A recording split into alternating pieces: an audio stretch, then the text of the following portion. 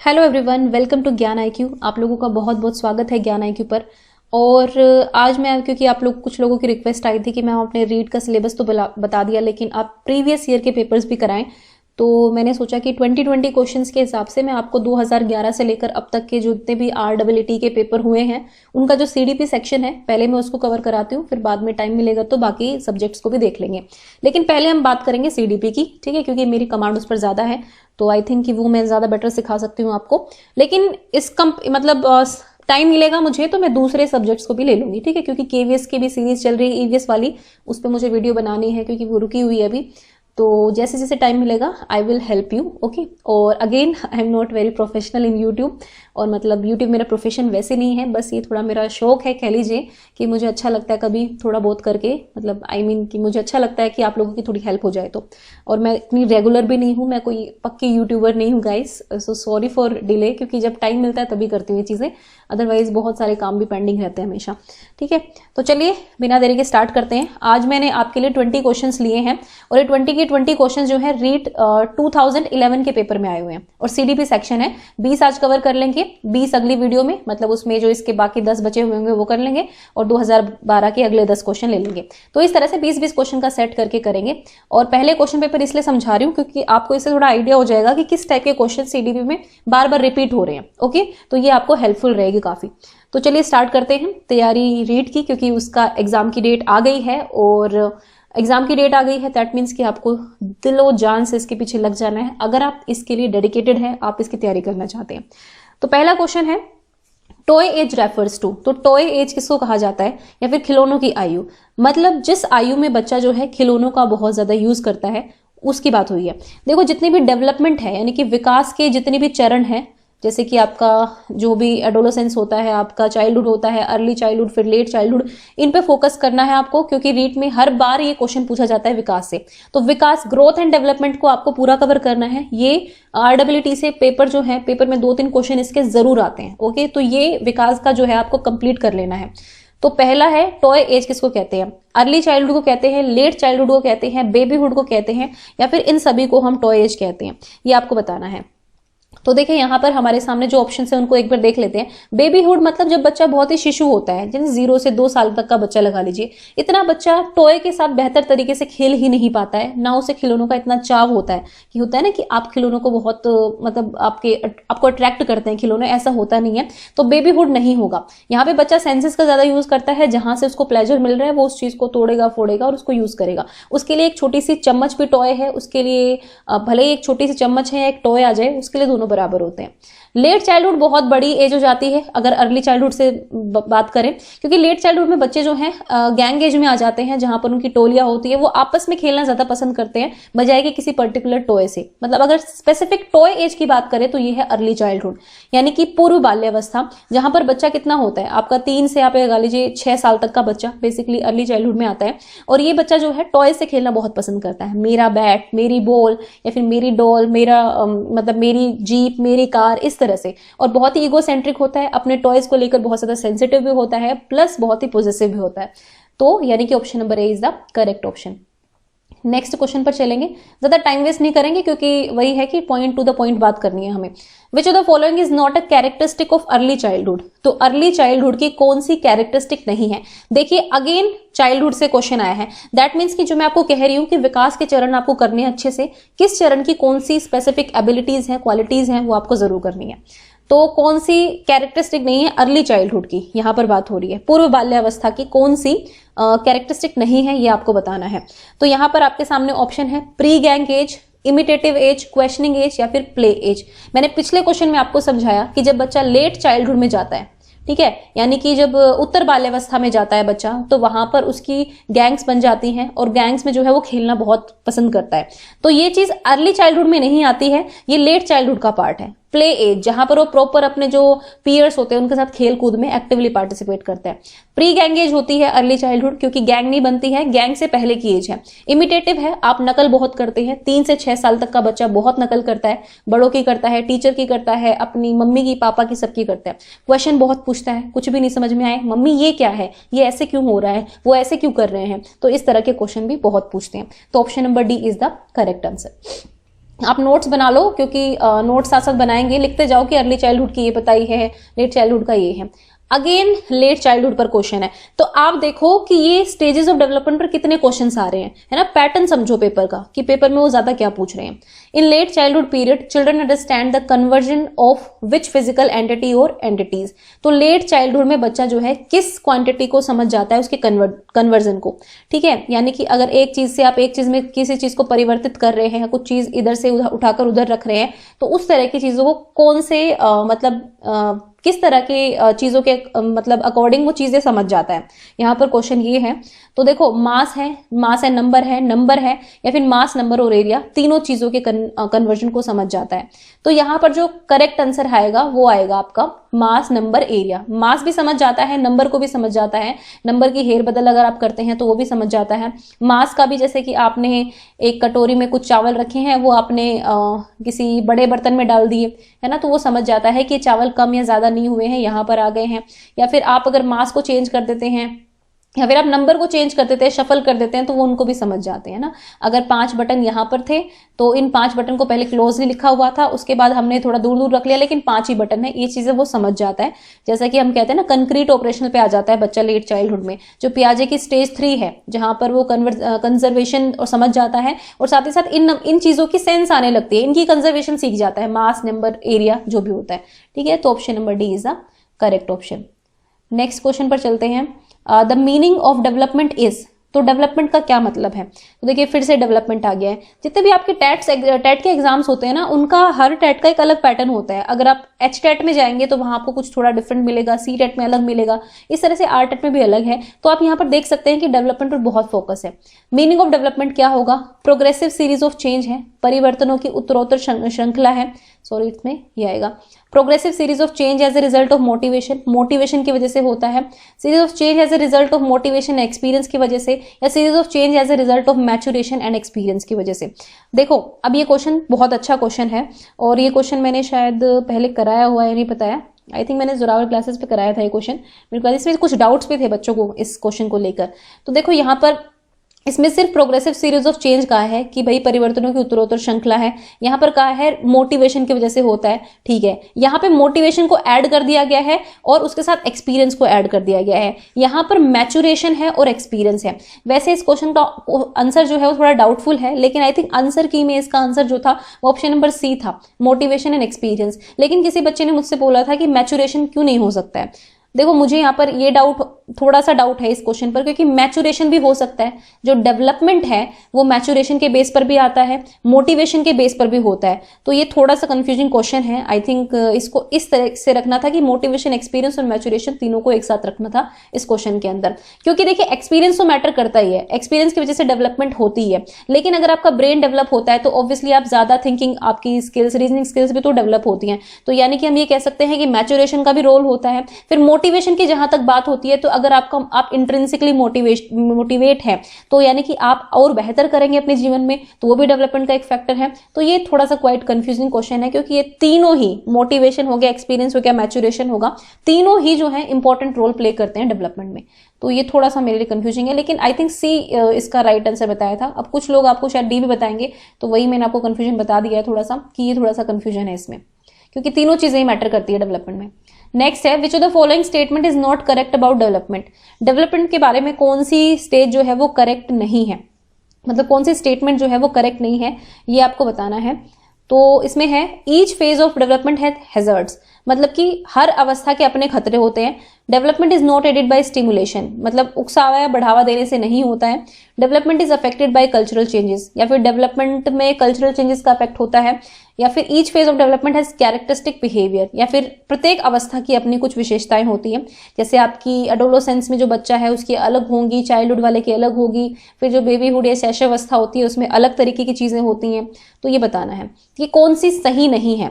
Development is not aided by stimulation, यहां पर ये कह रहे हैं कि डेवलपमेंट एडेड नहीं की जाती है स्टिमुलेशन से। देखो ये तो ठीक है बिल्कुल कि इसके अपने हर स्टेज के अपने कुछ खतरे होते हैं। उसके बाद कल्चरल चेंजेस का भी इफेक्ट पड़ता है, डेवलपमेंट पर ऑब्वियसली पड़ता है। किसी कल्चर में आप किस तरीके से सिखा रहे हैं, दूसरे में उस तरीके से नहीं सिखा रहे हैं, तो उन चीजों का विकास पर प्रभाव पड़ता है। और अपनी अपनी कैरेक्टरिस्टिक बिहेवियर होती ही है। तो यानी कि option B is the correct option, कि उकसावा या बढ़ावा देने से नहीं होता है, बिल्कुल होता है विकास। अगर आप बढ़ावा देते हैं किसी चीज को तो ऑब्वियसली उस चीज का विकास होगा ही। आप जो चीज बच्चे को सिखाएंगे, जिस तरीके की जिसकी तरफ आप स्टिमुलेट करेंगे उसको, तो उस साइड उसका विकास जो है उस डायरेक्शन में ज्यादा बढ़ता है। कहते हैं ना, एनवायरमेंट का बहुत फर्क पड़ता है, तो वही है। तो ऑप्शन नंबर बी यहाँ पर सही होगा, कि ये मतलब गलत दिया हुआ है इन्होंने। नेक्स्ट है, which of the following development task is not appropriate to the late childhood. अब अगेन लेट चाइल्डहुड पर है कि कौन सा लेट चाइल्डहुड के हिसाब से अप्रोप्रिएट टास्क नहीं है। Learning physical skills necessary for ordinary games, मतलब यहाँ पर वो लर्न करते हैं बहुत सारी फिजिकल स्किल्स को जो उनको गेम खेलने के लिए हेल्प करती हैं। या फिर है अचीविंग मेस्कुलाइन और फेमिनाइन रोल, या फिर वो पुरुष चित्त और स्त्री चित्त जो सामाजिक भूमिकाएं होती हैं, जेंडर रोल्स जो होते हैं, उनको मतलब अचीव कर लेते हैं उनको। अचीविंग पर्सनल इंडिपेंडेंस, कि उनको अपने आप इंडिपेंडेंस आ जाती है, अपने आप अपने काम करने शुरू कर देते हैं। Learning to with along the age mates, या फिर अपने साथियों के साथ खेलना स्टार्ट कर देते हैं। तो मैंने ये तो आपको बताया था कि होती है कैरेक्टरिस्टिक। पर्सनल इंडिपेंडेंस भी आ जाती है। अगर आप एरिक्सन की थ्योरी पढ़ेंगे तो उसमें आपको इनिशिएटिव वर्सेस गिल्ट वाली भी चीजें होती हैं, वहां पर वो भी चीजें आ जाती हैं यहाँ पर। अब फिजिकल स्किल्स तो खेलते हैं, क्योंकि गेम्स में पार्टिसिपेट कर रहे हैं तो फिजिकल स्किल्स तो आएंगी ना, कूदना, चढ़ना ऊपर किसी चीज के, या फिर जंपिंग करना, ये सब उनको आने लग जाता है, क्लाइंबिंग, ये सब सीखते हैं वो। तो यहाँ पर ऑप्शन नंबर बी सही होगा। ये जो फेमिनाइन और मेस्कुलाइन सोशल रोल्स होते हैं ये अचीव नहीं करते हैं, थोड़ा थोड़ा जानने लग जाते हैं, थोड़ा उनको ये हो जाता है कि हाँ भाई ये चीजें करनी है, लेकिन अचीव नहीं करते हैं। एडोलोसेंस में ये चीजें बहुत गहन रूप से आती हैं, जो मेस्कुलाइन और फेमिनाइन रोल होते हैं। जो किशोर होते हैं वो ज्यादा अच्छे तरीके से इन चीजों को सीख जाते हैं। तो option number B is the correct option. Next है, training in advance of normal maturation is generally, सामान्य परिपक्वता से पहले प्रशिक्षित करना प्राय क्या होता है, ये बताना है आपको इसमें। तो यहां पर देखते हैं, हाईली बेनिफिशियल, कि भाई आप ट्रेनिंग कर रहे हैं इन एडवांस ऑफ नॉर्मल मैच्योरेशन, मतलब नॉर्मल मैच्योरेशन से पहले ही, कि बच्चा अभी तक वैसे तो जनरली वो परिपक्व नहीं हुआ है, लेकिन उससे पहले ही आप उसको वो कर रहे हैं, ट्रेनिंग दे रहे हैं किसी चीज की। तो ये बताइए क्या होगा। हाईली बेनिफिशियल होगी, बहुत हेल्प होगी परफॉर्मेंस में उसकी, कॉमन स्किल सीखने में। हार्मफुल होगी, अगर हम देखें तो बहुत नुकसानदायक हो सकती है। बेनिफिशियल होगी, अगर हम लॉन्ग टर्म इफेक्ट्स देखें उसके, तो बहुत ही ज्यादा बेनिफिशियल होगी, फायदेमंद होगी। या फिर बेनिफिशियल और harmful depending on the method used in training. देखिए कई बार आप ZPD की जब बात करते हैं, वाइगोत्स्की जो कहते हैं कि बच्चा जिस जोन तक, ये बच्चे का जोन है जहां पर वो कर सकता है कुछ, अब यहां तक बच्चा जा सकता है अगर कोई हेल्प करे तो, मैं उससे रिलेट करके बता रही हूँ आपको। तो यहां पर आपको ऑब्वियसली ट्रेनिंग तो देनी पड़ेगी ना, थोड़ी हेल्प करनी पड़ेगी, बच्चे को थोड़ा पुश करना पड़ेगा, लेकिन ये डिपेंड करता है कि आप किस तरीके की ट्रेनिंग दे रहे हैं, क्या वो बच्चे की हार्मफुल है उस पर या नहीं है। तो ये मेथड पर भी डिपेंड करता है कि आप कौन सा मेथड यूज कर रहे हो। आप जबरदस्ती कर रहे हो, डांट वाट के कर रहे हो उसको, ठीक है, या फिर आप पिटाई कर करके उसको सिखाने की कोशिश कर रहे हो, तो वो हार्मफुल हो सकता है। लेकिन अगर आप एक प्रॉपर गाइडेंस के साथ सही डायरेक्शन में फैसिलिटेट कर रहे हैं तो वो बहुत अच्छी भी हो सकती है। तो ये डिपेंड करता है कि आप किस तरह का मेथड यूज कर रहे हैं ट्रेनिंग में। उसके बाद नेक्स्ट देखते हैं, 5 वर्ष का राजू अपनी खिड़की के बाहर तूफान को देखता है। उसके बाद बिजली चमकती है और कड़कने की आवाज आती है। राजू शोर सुनकर उछलता है। बार बार यह घटना होती है, फिर कुछ देर शांति के पश्चात बिजली कड़कती है। राजू बिजली की गर्जना सुनकर उछलता है। राजू का उछलना सीखने के किस सिद्धांत का उदाहरण है, ये आपको बताना है। कि बिजली कड़क रही है और मतलब वो जैसे ही उसको बिजली सुनाई देती, आवाज सुनाई देती है, वो मतलब उछलने लगता है। तो आपको बताना है किस सिद्धांत का है। ये क्लासिकल कंडीशनिंग है, ऑपरेंट कंडीशनिंग है, ट्रायल एंड एरर मेथड है, या फिर नन ऑफ द अबव। ये सारे बिहेवियरिस्ट के मेथड हैं, यानी कि व्यवहारवादी जो कहते हैं उनकी सोच का ही उदाहरण है यहाँ पर। तो आपको बताना है क्या, ये क्लासिकल कंडीशनिंग हो रही है या फिर ऑपरेंट हो रही है। देखो ट्रायल एंड एरर नहीं होगा, यहाँ पे कोई प्रैक्टिस नहीं कर रहा है वो किसी चीज की। ये यहाँ पर ऑपरेंट कंडीशनिंग भी नहीं होगी, यहाँ पर रिवॉर्ड और पनिशमेंट वाली बात नहीं है। यहाँ पर कंडीशनिंग हो रही है क्लासिकल कंडीशनिंग, यानी कि शास्त्रीय अनुबंधन। यहाँ पर स्टिमुलस दिया जा रहा है और उसके बाद बच्चा रिस्पॉन्स कर रहा है, यानी कि उद्दीपक और जो प्रतिक्रिया है वो वाला सिद्धांत यहाँ पर लागू होता है। उद्दीपक क्या है, बिजली की गर्जना, और उसका रिएक्शन क्या आता है, रिस्पॉन्स क्या आ रहा है कि वो उछलना कूदना शुरू कर देता है। यानी कि स्टिमुलस रिस्पॉन्स थ्योरी की यहाँ पर बात हो रही है। ऑप्शन नंबर ए। नेक्स्ट क्वेश्चन देखते हैं, विच of the following is an example of positive punishment. यहाँ पर पॉजिटिव पनिशमेंट की आपको बताना है कि कौन सा एग्जाम्पल है। रिडिकल बाय फ्रेंड्स, यानी कि फ्रेंड्स आपका उपहास कर दें। Loss of time with friends, या फिर मित्रों के साथ आप समय बर्बाद कर रहे हैं। सीज नैगिंग, मतलब मीन मेक निकालना, ये भी एक तरह से चिढ़ाना होता है, या फिर सारे ही, है ना, ये बताना है आपको।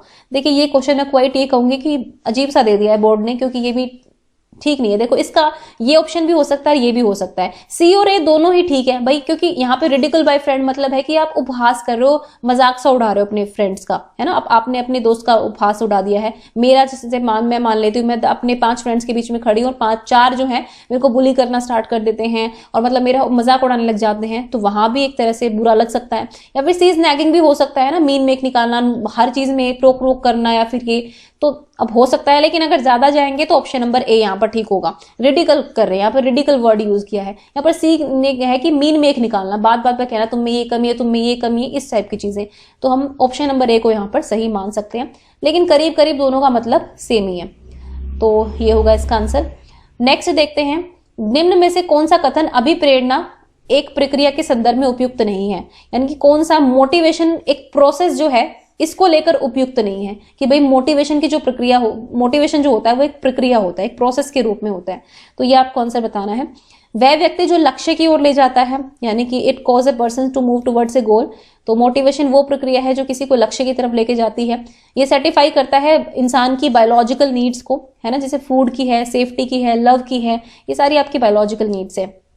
फिर it helps in achieving A psychological ambition, ये फिर आपको मनोवैज्ञानिक आकांक्षा को प्राप्त करने में सहायता करता है। It keeps away from an unpleasant situation, या फिर हमें अनप्लीजेंट सिचुएशन, जो चीजें हमें बहुत गंदी लग रही है, अप्रिय लग रही हैं, उन स्थितियों से ये हमें दूर रखता है।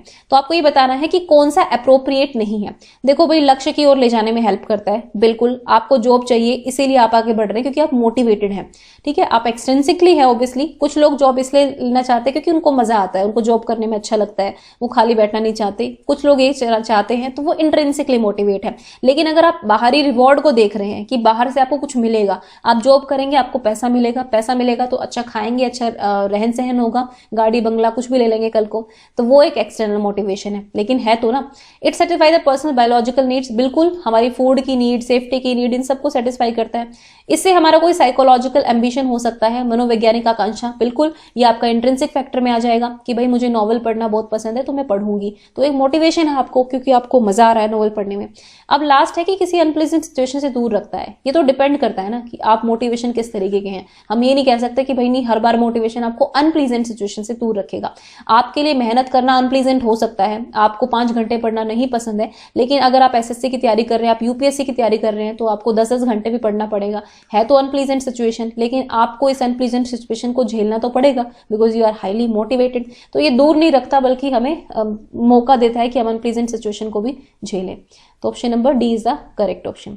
नेक्स्ट है the temporary change in behaviour due to continuous exposure to stimuli.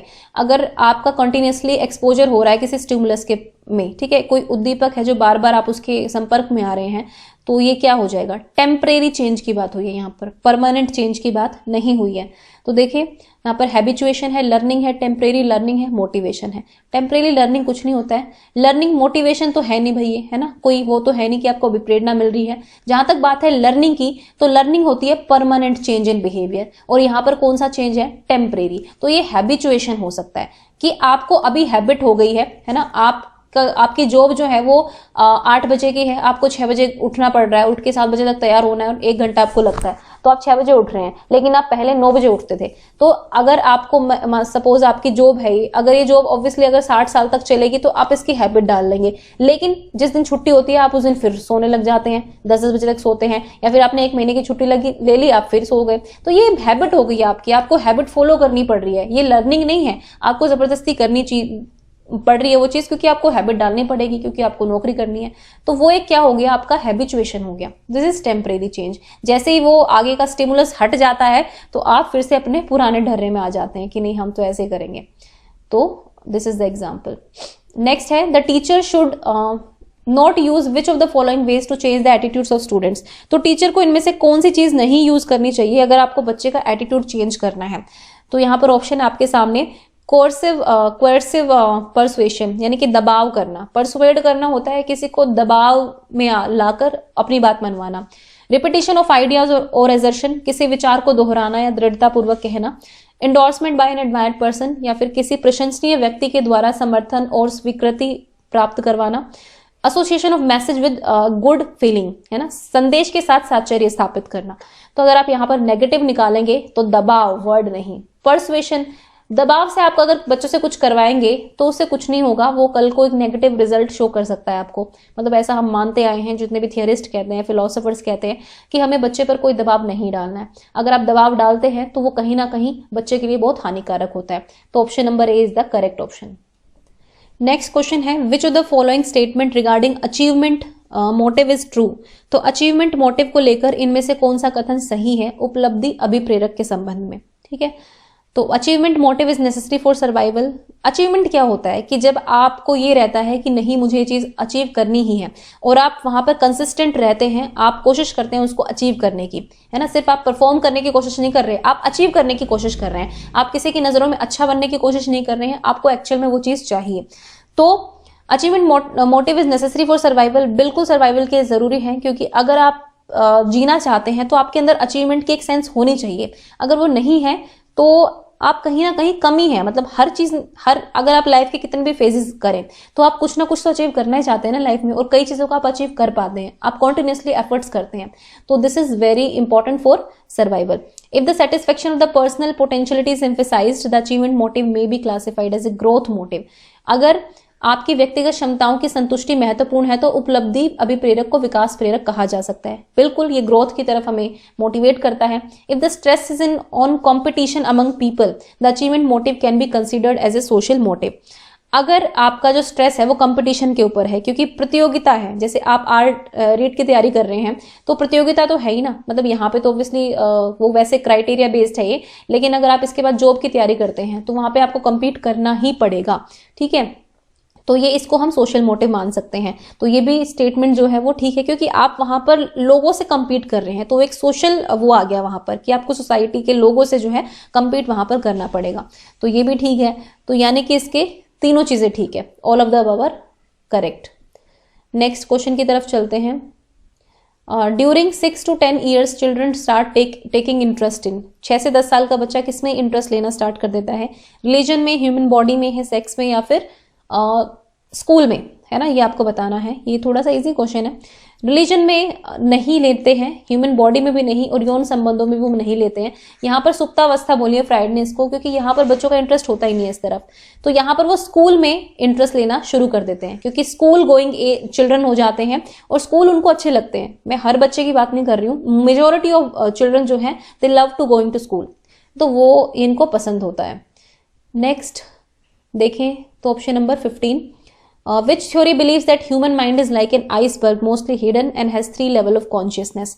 तो 3 लेवल है कॉन्शियसनेस के, और मोस्टली चीजें हमारे सब कॉन्शियस माइंड में हिडन होती हैं, छुपी हुई होती हैं, जो बाहर निकलती हैं धीरे धीरे। मतलब ऐसे नहीं निकलती है, लेकिन वो एकदम से हिंट होता है जब कुछ भी उनको, तो बाहर आती है। जिन आशाओं को हम दबा देते हैं अपने मन में because of lots of societal pressure, तो वो सब कॉन्शियस का पार्ट बन जाती है। तो 3 लेवल ऑफ कॉन्शियसनेस की बात करते हैं। तो किसकी थ्योरी है ये आपको ये बताना है इसमें।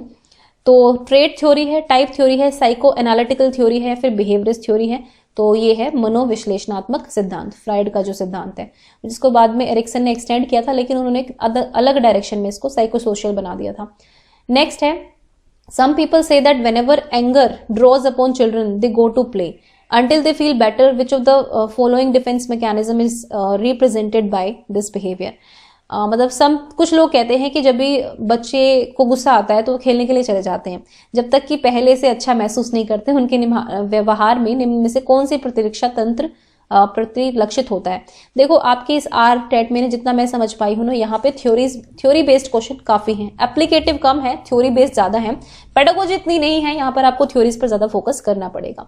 तो आई वुड सजेस्ट कि आप लोग थ्योरी पढ़ें अच्छे से। तो यहाँ पर ये पूछा गया है कि मतलब बच्चे को गुस्सा आता है तो खेलने के लिए चले जाते हैं जब तक कि उन पहले से अच्छा महसूस नहीं करते हैं। उनके व्यवहार में कौन सी प्रतिरक्षा तंत्र प्रणाली है? तो देखिए, ये जो डिफेंस मैकेनिज्म्स हैं ये सारे फ्राइड के द्वारा दिए गए हैं कि हम स्ट्रेस को अवॉइड करने के लिए डिफेंस मैकेनिज्म्स इस्तेमाल करते हैं। तो बताइए इसका आंसर क्या होगा अगर आप लोगों को आता है तो।